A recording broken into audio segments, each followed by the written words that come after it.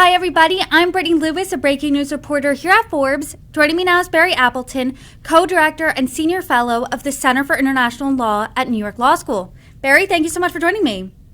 Thanks, Brittany. There is a lot to discuss today when it comes to tariffs and President Trump's tariff plan, because right now it seems like we are a little past the initial whiplash and the Trump administration really is focused on deal making. President Trump said his administration is in talks with leaders and officials from Italy, Mexico, and Japan.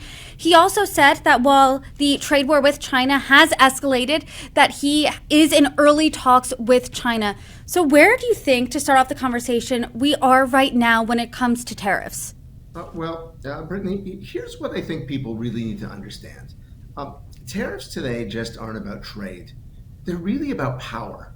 And so we've moved past an era of marginal tariff tweaks into something that's far more strategic.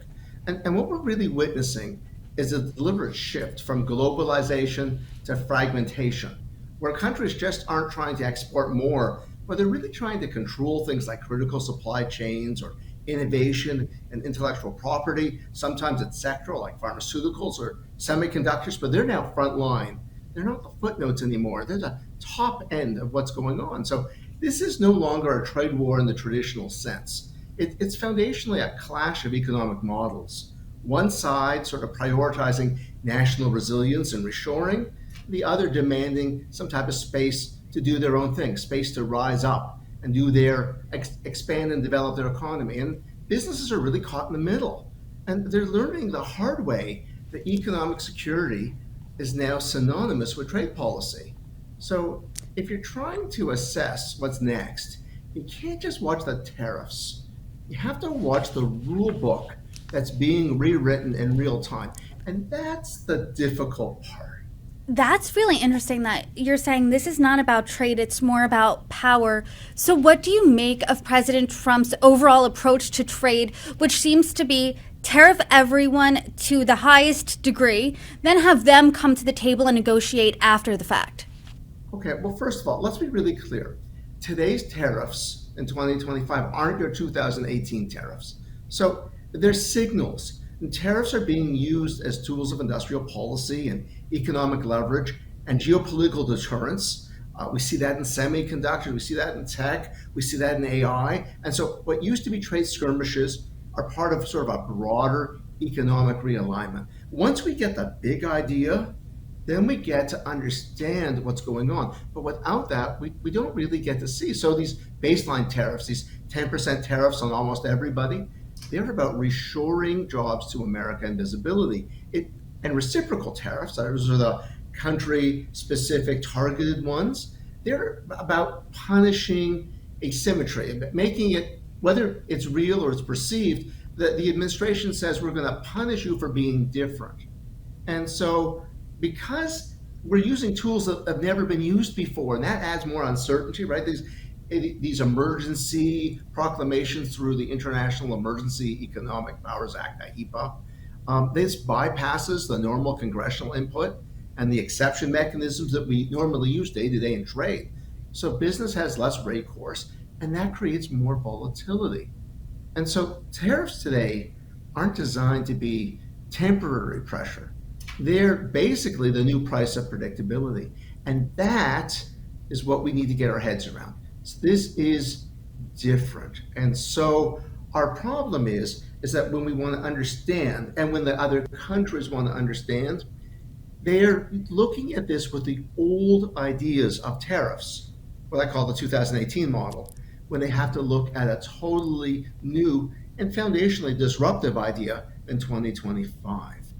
What do you make of that? What do you make of this new rule book that President Trump appears to be rewriting when it comes to global trade, when it comes to tariffs? Well, these tariffs, especially, let's take the Trade Liberation Day tariffs, which then he put on pause.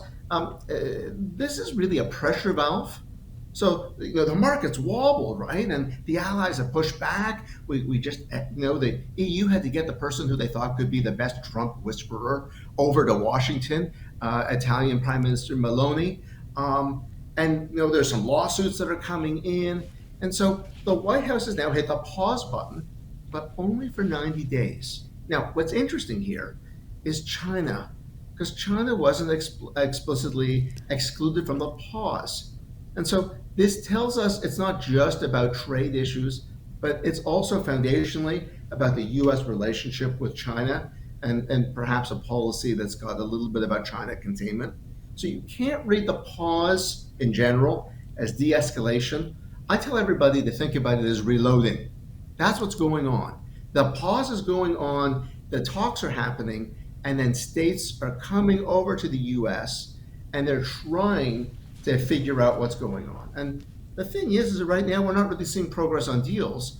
We're seeing positioning for the next round. So you have about 50 countries at least that have said, we give up. We're going to give you, I tell everybody that what the administration wants are crown jewels and trophies. We're going to give you what you want, leave us, and we'll just submit.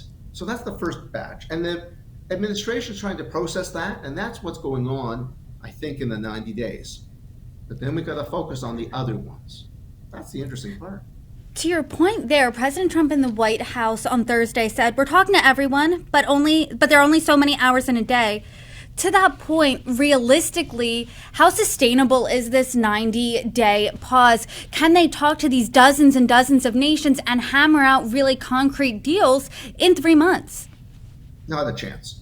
There's no way. It takes. I was involved in negotiating the NAFTA agreement and advising on that. And that took us a year and a half. And that was just with 3 countries.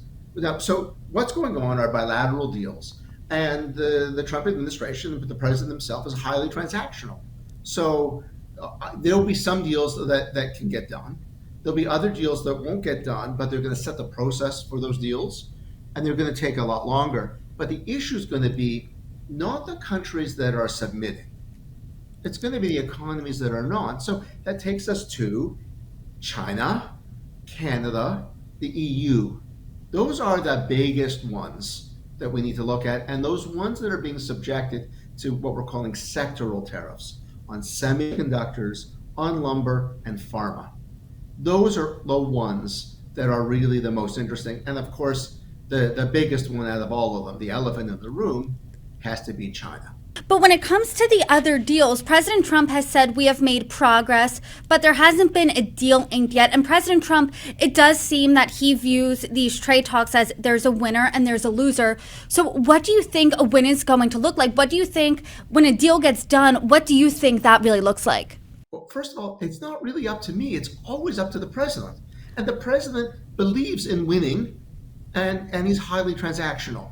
So at the end of the day, it's very hard to second guess. Anybody who's tried to second guess the president has gotten it wrong.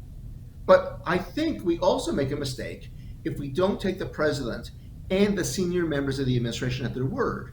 So that they've said they want to reformulate the trade map and they want to redo a pile of economic things.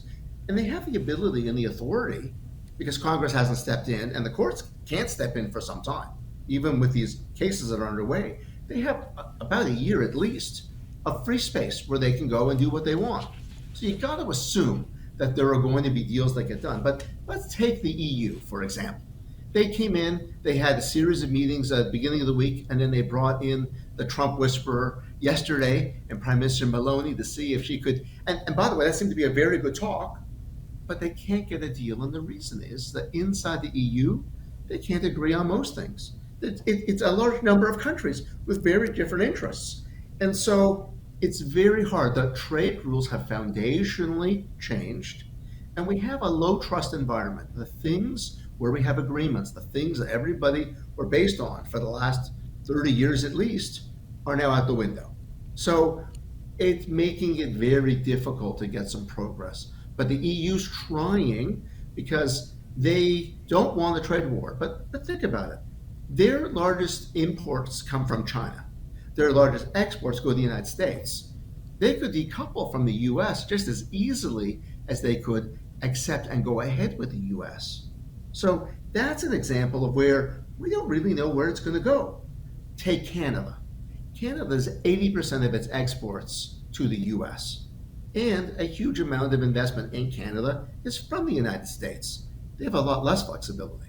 So they have an election. They're going to have a new elected government in a week and a half, then that discussion is going to start, and is likely going to have impacts on Americans because there'll be affordability issues, there'll be impacts of tariffs, and I think that's all going to start around the 3rd of May.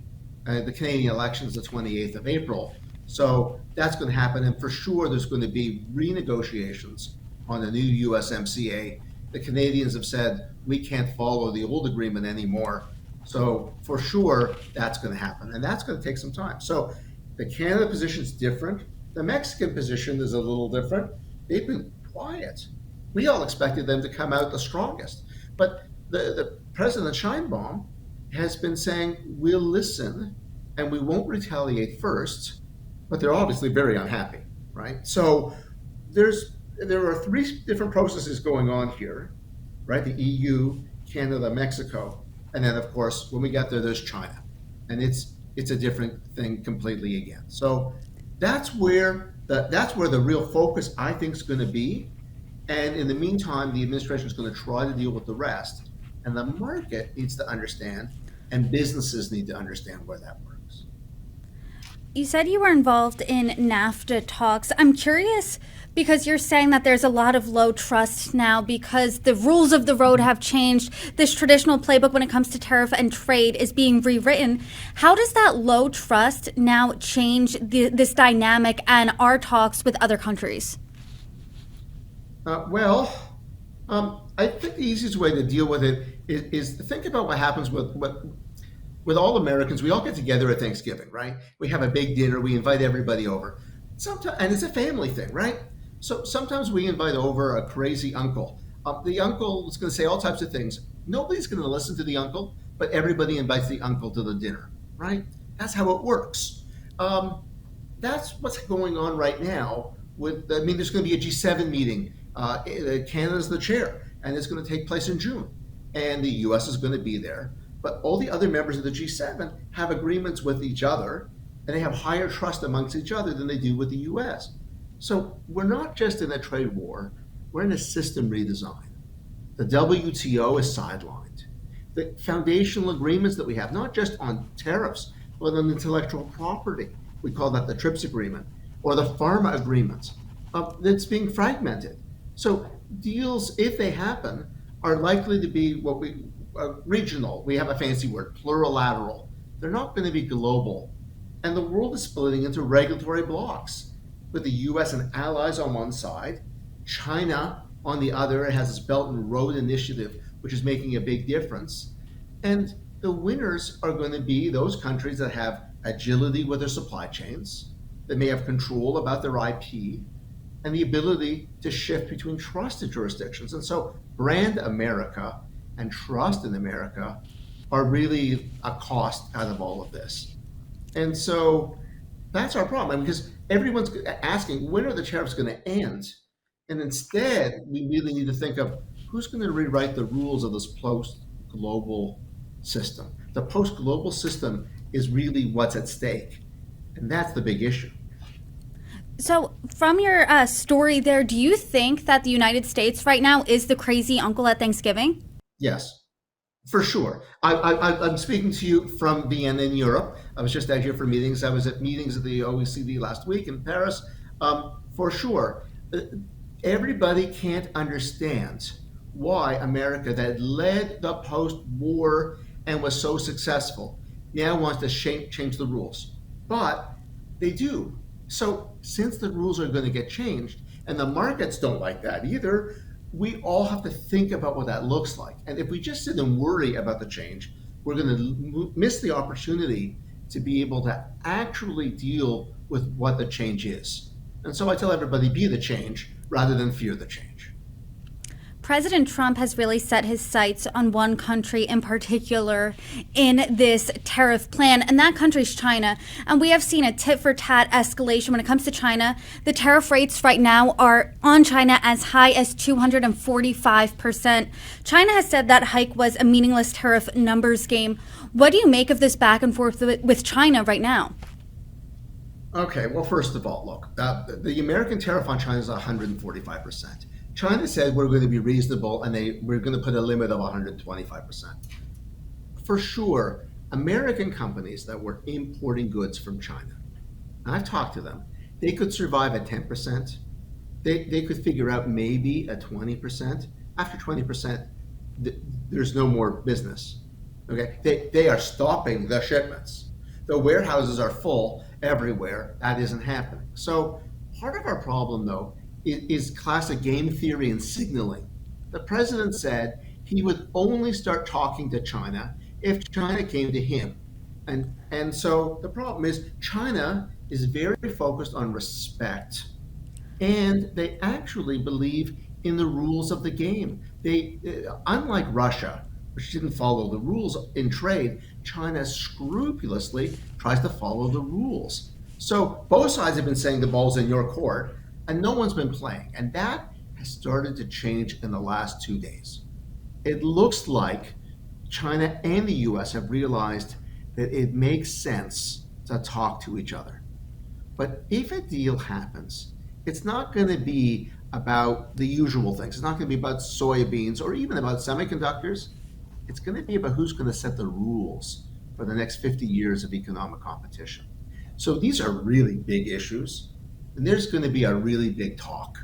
There's going to be a meeting for sure, a summit between the presidents of China and the United States, and that's where this is going to get settled.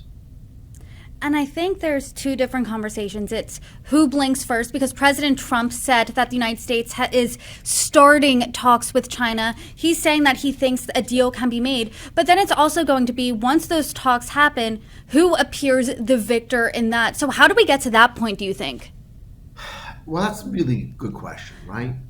And look, part of our problem is that it's not just about the tariff numbers. It's about other things that are going on. And tariffs used to be a trade tool, but now they're a litmus test for economic sovereignty. So the US-China conflict isn't really about who sells what. It's foundationally about who leads in innovation, who controls the IP, who sets the digital rules of the road, who's going to set the standards, and who's the most trustworthy partner. The Chinese are reaching out to the Europeans and saying, work with us, we're more trustworthy. And those are things that I never expected as an American to hear anyone say, from China to our allies? Never. That's the new reality. And so we don't know where that's going to play, but that's going to help us get this fixed up. In the meantime, everything's going to be more expensive for those of us at home that are buying things that are coming in from China. You said you're in Vienna right now. Do our allies, from your perspective, do they now view China as more trustworthy than the U.S.? It's so difficult. If you had asked me this question 4 months ago, I would think that this was science fiction, right? You'd probably be laughing me off the interview here, yeah. I'd be more polite than that, but I'd be shifting it as quickly as I could. Today, China is trying to sell everybody. They are reaching out everywhere. And they're saying, we have rules and we have follow things, and you can trust us, we'll keep our words. And you can't follow the Americans. That's where I say that brand America is being affected. Because we led the post-world order. And these are America's allies. And they trusted us. But we're shifting so many things. It's not just on trade. It's defense. There are other areas, could be currency, we're expecting that. So, and IP. So you put that all together, and China makes a much more convincing argument now than it could have done 4 months ago. That's the part, as somebody who focuses on trade and looks at policy a lot, that's the part that I fear. And that's really fast moving, that in just 4 months that can happen this quickly.